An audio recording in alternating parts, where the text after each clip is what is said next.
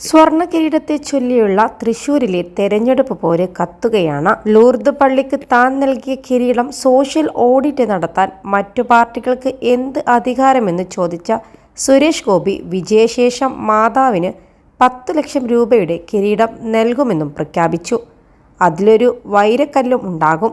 തൻ്റെ കുടുംബത്തിൻ്റെ നേർച്ചയായിരുന്നു കിരീടമെന്നും സുരേഷ് ഗോപി പറഞ്ഞു. ജയിച്ചാൽ ജനങ്ങൾക്കൊപ്പം എന്നതാണ് തൻ്റെ വഴിപാട് എന്ന് ഇടതു സ്ഥാനാർത്ഥി VS സുനിൽകുമാർ പറഞ്ഞു. വിശ്വാസം വിട്ട് രാഷ്ട്രീയം ചർച്ച ചെയ്യാനാണ് TN പ്രതാപൻ ആവശ്യപ്പെട്ടത്. തൃശൂർ ലൂർദ് പള്ളിയിൽ സമർപ്പിച്ച കിരീടത്തിലെ ചെമ്പ് തെളിഞ്ഞെന്ന ഇടത് കോൺഗ്രസ് ആക്ഷേപങ്ങൾക്ക് മറുപടിയുമായാണ് മണ്ഡലത്തിലെ ആദ്യ പ്രചരണ ദിനം സുരേഷ് ഗോപി തുടങ്ങിയത്. കഴിഞ്ഞ 5 വർഷത്തെ തൻ്റെ പ്രോഗ്രസ് കാർഡ് ജനങ്ങൾ പരിശോധിക്കട്ടെ എന്നാണ് BJP സ്ഥാനാർത്ഥിയായ സുരേഷ് ഗോപി വ്യക്തമാക്കിയത്.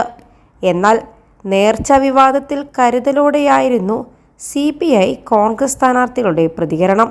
ജയിച്ചാൽ ജനങ്ങൾക്കൊപ്പമെന്ന് ഇടത് സ്ഥാനാർത്ഥി VS സുനിൽകുമാർ പറഞ്ഞപ്പോൾ ജനങ്ങൾക്കൊപ്പമാണ് തൻ്റെ ജീവിതമെന്ന് കോൺഗ്രസ് MP TN പ്രതാപനും പറഞ്ഞു. കിരീടം നൽകുന്നത് വ്യക്തിപരമായ കാര്യമെന്നായിരുന്നു കോൺഗ്രസ് നേതാവ് K മുരളീധരന്റെ പ്രതികരണം. ഇന്നലെ റോഡ് ഷോയോടെ തൃശൂരിലെ BJP സ്ഥാനാർത്ഥിയായ സുരേഷ് ഗോപിയുടെ തെരഞ്ഞെടുപ്പ് പ്രചരണത്തിന് തുടക്കമായി. +2 ഡിഗ്രി കഴിഞ്ഞവർക്ക് വേൾഡ്സ് ഫസ്റ്റ് AR/VR ക്ലാസ് റൂമിലൂടെ സ്മാർട്ട് ഫോൺ എഞ്ചിനീയർ ആവാം. കൂടുതൽ അറിയാൻ വിളിക്കൂ ബ്രിഡ്കോ ആൻഡ് ബ്രിഡ്കോ. തൃശൂരിലെ ലൂർദ് പള്ളിയിലെ മാതാവിന് കിരീടം സമർപ്പിച്ചത് തൻ്റെ ആചാരത്തിൻ്റെ ഭാഗമാണെന്നും മാതാവ് അത് സ്വീകരിക്കുന്നുവെന്നുമായിരുന്നു ഇന്നലെ സുരേഷ് ഗോപി പ്രതികരിച്ചത്. കഴിഞ്ഞ ജനുവരിയിലാണ് സുരേഷ് ഗോപി കുടുംബസമേതം എത്തി തൃശൂർ ലൂർദ് പള്ളി മാതാവിന് സ്വർണ്ണ കിരീടം സമർപ്പിച്ചത്. ഭാര്യ രാധിക, മക്കളായ ഭാഗ്യ, ഭവ്യ എന്നിവരാണ് ഒപ്പമുണ്ടായിരുന്നത്. കഴിഞ്ഞ പെരുന്നാളിന് പള്ളിയിലെത്തിയ സുരേഷ് ഗോപി മാതാവിന് സ്വർണ്ണ കിരീടം സമർപ്പിക്കാമെന്ന നേർച്ച നേർന്നിരുന്നു. അതിനുശേഷമാണ് മകളുടെ വിവാഹത്തോട് അനുബന്ധിച്ച് സ്വർണ്ണ കിരീടം സമർപ്പിക്കാനെത്തിയത്.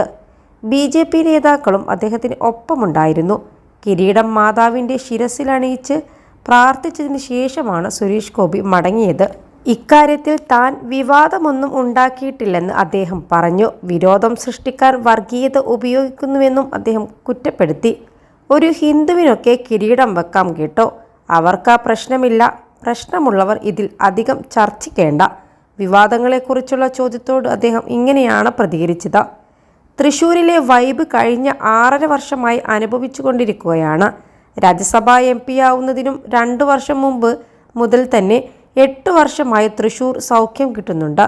ആ സൗഖ്യത്തിലും വർധനവും ലഭിക്കുന്നുണ്ട്.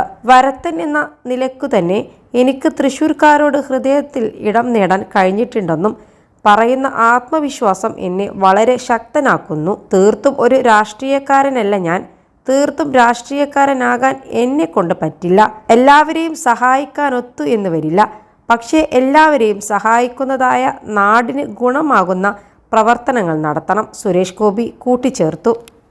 21 ലക്ഷത്തോളം സന്തുഷ്ടരായ ഉപഭോക്താക്കളും 2 ലക്ഷത്തോളം തിമിര ശസ്ത്രക്രിയകളും പൂർത്തിയാക്കിയ മലബാറിലെ ഏക കണ്ണാശുപത്രി ആൻസലാമ eye hospital, hospital road, Perinthalmanna.